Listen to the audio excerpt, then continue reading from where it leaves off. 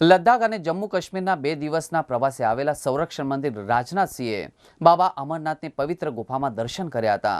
આ ઉપરાંત તેમણે અમરનાથ યાત્રાની તૈયારી અંગે પણ માહિતી મેળવી હતી। એ પહેલા જ તેમણે કુપવાડા જિલ્લાના કેરન સેક્ટરમાં એલઓસીની મુલાકાત લઈને જવાનોનો ઉત્સાહ વધાર્યો હતો। રાજનાથની મુલાકાત સમયે સેના આતંકીઓનો ખાત્મો કરી રહી છે। સેનાએ જમ્મુ કાશ્મીરમાં 2 દિવસમાં 6 આતંકીઓને ઠાર કર્યો છે। સેનાએ કહ્યું છે કે આતંકીઓએ 21 જુલાઈથી શરૂ થતી અમરનાથ યાત્રાને ટાર્ગેટ કરી હતી। રાજનાથસિંહ જમ્મુ કાશ્મીરમાં સીમાની સુરક્ષા વિશે સંતુષ્ટ દેખાયા હતા। તેમણે સેનાને કહ્યું કે દુશ્મનોની કોઈપણ હરકતને ટક્કર આપવા માટે તૈયાર રહેવું। સંરક્ષણ મંત્રીની સાથે chief defence staff general Bipin Rawat અને army chief general M Naravane પણ હાજર રહ્યા હતા। રાજનાથસિંહે જમ્મુ કાશ્મીરના લેફ્ટનન્ટ ગવર્નર જીસી મુર્મી અને chief secretary DGP central armoured paramilitary ફોર્સના સિનિયર ઓફિસર અને ઇન્ટેલિજન્સ એજન્સી સાથે મીટિંગ પણ કરી હતી। સુરક્ષા વ્યવસ્થા માટે એજન્સીઓના તાલમેલમાં પણ તેમણે વખાણ કર્યા હતા।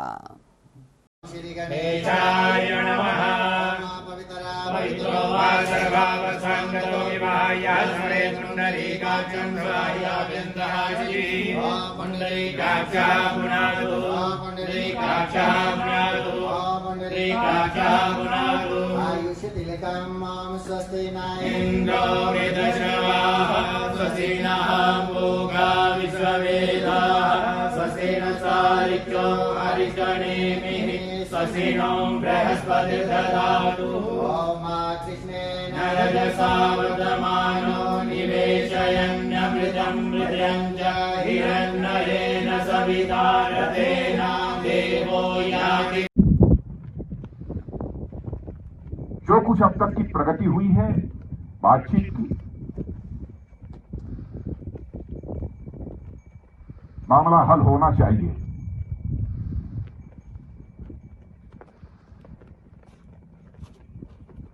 लेकिन कहां तक हल होगा अभी इस संबंध में मैं पूरे कोई गारंटी नहीं दे सकता हूं। लेकिन मैं इतना यकीन दिलाना चाहता हूं कि भारत की 1 इंच जमीन को भी दुनिया की कोई ताकत छू नहीं सकती है, उस पर कब्जा नहीं कर सकती।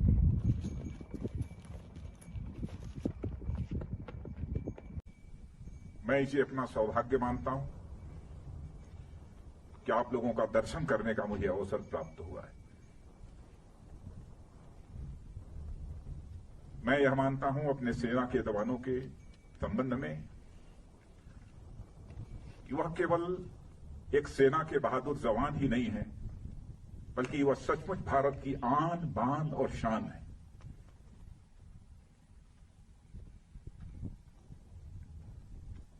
समय समय पर जो भी करिश्माई काम हमारे सेना के जवानों के द्वारा किया गया है, उस पर समस्त देशवासियों को नाज है। आज यदि आपसे मिलकर मुझे बेहद खुशी हो रही है, तो मन में एक पीड़ा भी है, गम भी है। हाल में ही भारत और चीन के जवानों के बीच PP-14 पर जो कुछ भी हुआ,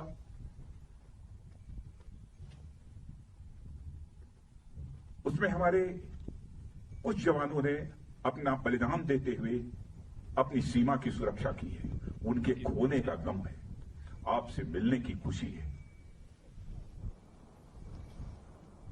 मैं उनकी स्मृति को स्मरण करना चाहता हूं, उनकी स्मृति को नमन करता हूं,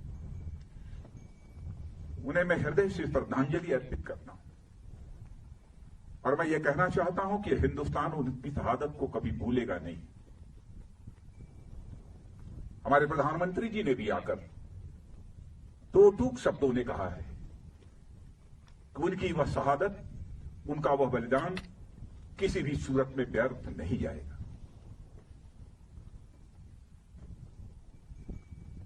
आप जैसे सेना के जवानों को जिन मां बाप ने पैदा किया है, सचमुच मैं शीश झुकाकर उन मां बाप का भी अपनी तरफ से हार्दिक अभिनंदन करता हूं। हाल में जो कुछ भी हुआ है, भारत और चीन के सेना के जवानों के बीच, मैं कह सकता हूं कि आप लोगों ने केवल भारत की सीमा की सुरक्षा नहीं की है, बल्कि भारत के 130 करोड़ भारतवासियों के सम्मान की आपने सुरक्षा की। इसके लिए भी मैं अपनी तरफ से आप सबका हार्दिक अभिनंदन करना चाहता हूं और देश के अपने सारे ऐसे सेना के जवानों का अभिनंदन करना चाहता हूं। कैसी स्वाभिमान की भावना आप सबके अंदर है। क्या आप सब कुछ बर्दाश्त कर सकते हैं, लेकिन अपने स्वाभिमान पर किसी भी सूरत में चोट नहीं बर्दाश्त कर सकते। आप सभी जानते हैं कि मनुष्य के हृदय की सबसे बलवती भावना यदि कोई होती है तो स्वाभिमान की भावना होती है। स्वाभिमान ये व्यक्तिगत भी होता है, समाज का भी होता है, क्षेत्र का भी होता है, परिवार का भी होता है, लेकिन सबसे ऊपर एक स्वाभिमान होता है, राष्ट्रीय स्वाभिमान। यदि व्यक्तिगत रूप से हमें कोई अपशब्दों का प्रयोग करता है तो हमारा व्यक्तिगत स्वाभिमान जागृत हो उठता है और उससे हम दो दो हाथ करने के लिए तैयार हो जाते हैं। वैसे ही हमारे राष्ट्र की सीमाओं पर यदि कोई आंख उठाकर देखने की जरूरत करता है, उस समय हमारा जो स्वाभिमान जागृत होता है उसे हम राष्ट्रीय स्वाभिमान कहते हैं। इसी राष्ट्रीय स्वाभिमान की भावना के कारण ही आप अपनी जिंदगी की चिंता नहीं करते हैं, अपना सर्वस्व न्यौछावर कर देने के लिए तैयार हो जाते हैं। भारत को आजादी भी मिली है तो इसी राष्ट्रीय स्वाभिमान के भावना के कारण ही मिली है। चाहे वह चंद्रशेखर आजाद रहे हों, सरदार भगत सिंह रहे हों, खुदीराम बोस, अशफाकुल्ला खान जैसे लोग रहे। इसी राष्ट्रीय स्वाभिमान की भावना के कारण ही हंसते हंसते फांसी के फंदे को चूम लिया था, तब जाकर यह हमारा भारत आजाद हुआ।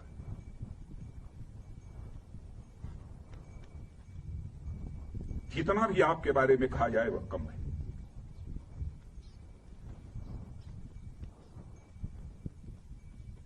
इस समय सीमा के विवाद को सुलझाने के लिए बातचीत का दौर चल रहा है। जो कुछ अब तक की प्रगति हुई है बातचीत की, मामला हल होना चाहिए।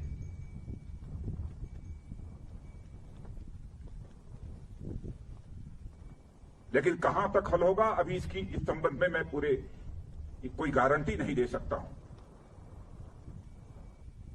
लेकिन मैं इतना यकीन दिलाना चाहता हूं कि भारत की 1 इंच जमीन को भी दुनिया की कोई ताकत छू नहीं सकती है, उस पर कब्जा नहीं कर सकती।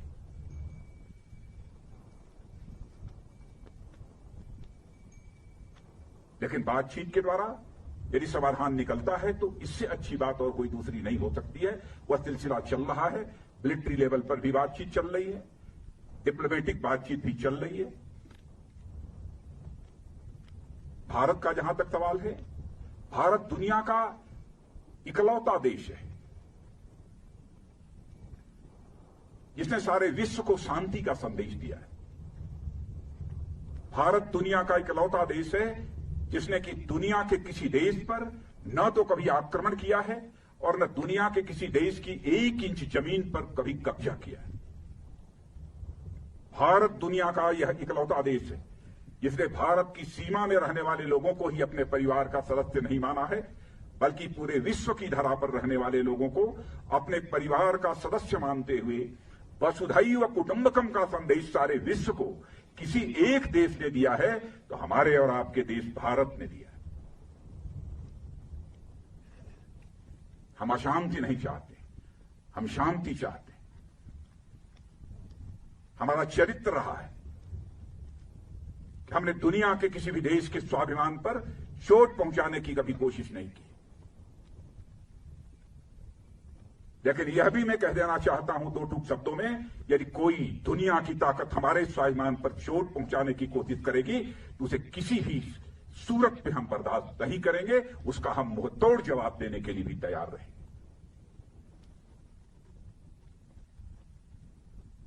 आप सबके ऊपर नाज है और आप सबके बीच आकर सचमुच मैं स्वयं को बहुत ही गौरवान्वित महसूस कर रहा हूं इसीलिए यह सब सारी बातें मैं बोल रहा हूं। आपके ऊपर भरोसा है।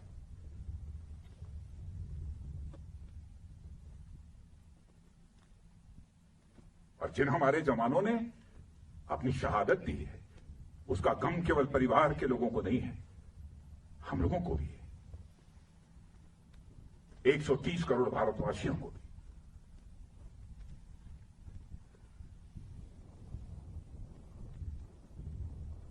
मैं आप सबको, बहुत हमारी इच्छा थी कि आप तभी से हमारी भेंट हो। और मित्रों, भरोसा रखना, अब हमारा भारत यह कमजोर भारत नहीं है। भारत का एक सशक्त नेतृत्व है। श्री नरेंद्र मोदी जैसा प्रधानमंत्री हमको मिला है, फैसला लेने वाला प्रधानमंत्री, दृढ़ इच्छा शक्ति का प्रधानमंत्री।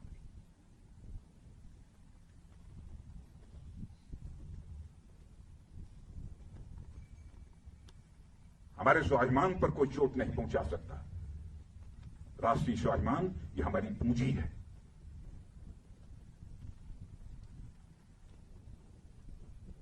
आज के अवसर पर मैं समझता हूं कि और अधिक कुछ कहने की जरूरत नहीं है,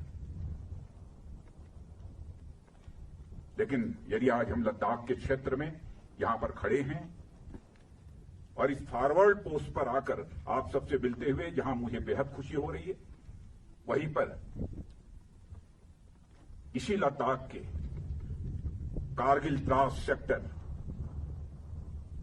में भारत की सीमा की रक्षा करते हुए, एक एक इंच जमीन की रक्षा करते हुए हमारे सेना के जवानों ने जो शहादत दी है, उनको भी मैं इसमें स्मरण करना चाहता हूं और उनको भी मैं श्रद्धांजलि अर्पित करना चाहता हूं, क्योंकि कारगिल दिवस की भी एनिवर्सरी 26 जुलाई को है। और यहां आया हूं तो मैंने सोचा कि दिल्ली से तो उनको स्मरण करेंगे ही, लेकिन इस लद्दाख की धरती पर आकर उनको स्मरण करना चाहता हूं। और उनकी शहादत सदैव हम सब के लिए एक सोर्स ऑफ इंस्पिरेशन, एक प्रेरणा के स्रोत के रूप में काम करती रहेगी। इन्हीं शब्दों के साथ पुनः आप सबको हार्दिक शुभकामनाएं देता हूं।